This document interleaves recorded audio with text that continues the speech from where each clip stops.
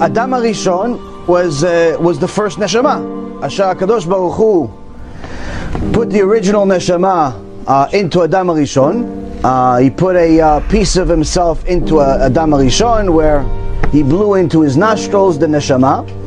And a neshama it's not physical. It's the only thing that you can compare it to where each one of us will have an understanding. It's like fire. A neshama is like fire.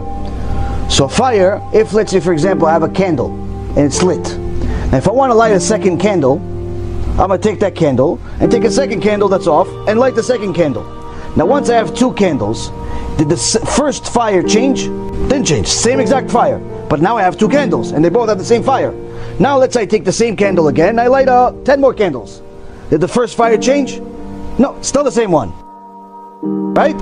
It can split into an infinite amount of pieces. Each one of us was in a different part of the body, the physical body of Adam HaRishon. Some were in the head, which is usually the tzaddikim, the biggest tzaddikim in history. They were in the head. Some were in the shoulder. Quite frankly, with all due respect for all of us, we are most likely in the feet section. We're in the feet section. That's just a reality. The last generation, most of the people are from the feet. But that's also part of the reason of why we all have to still do tshuva for the original sin that Adam HaRishon did, because we were partners to it. We were part of that original neshama. So Adam HaRishon's neshama went into his children.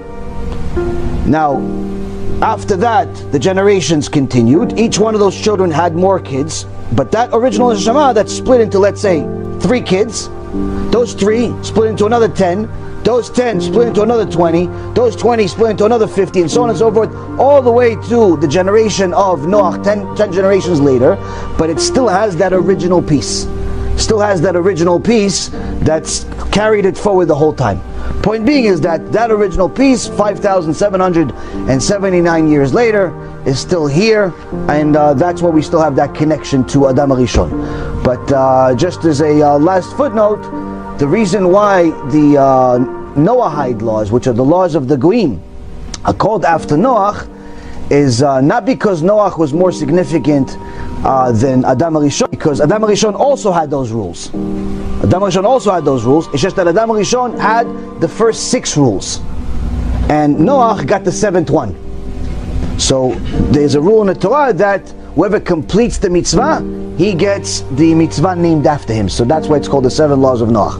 So the question is, if we are originally from Adam HaRishon, and we have to do tshuva for that original sin, how come the Goyim do not have to do tshuva for the original sin? Well, they actually do.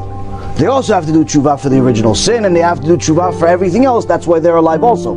The Goyim also have a mission in the world in order to fulfill the Torah, which is to achieve their own state of fulfillment by complying with the Torah, which is there's the 7 Noahide laws: don't murder, adultery, idolatry, and so on and so forth. Have a court, they have to have a court system, so there's no mayhem. And they don't eat an animal that's still alive. You want to eat something, they're allowed to eat whatever they want, but it just cannot be alive.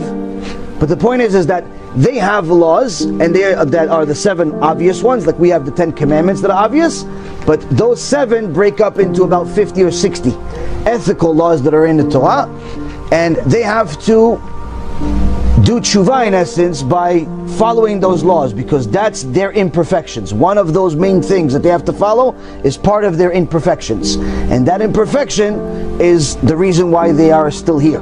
They also get reincarnated. Non-Jews also get reincarnated. It's not just Jews. So point being is that they also have to do tshuva, partly for what happened originally, but even more so for their own issues, for what they themselves are have committed.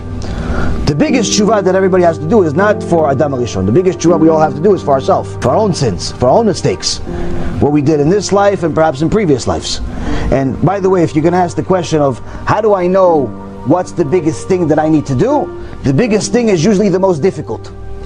Whatever is most difficult for you, that's usually the biggest thing that you need to do.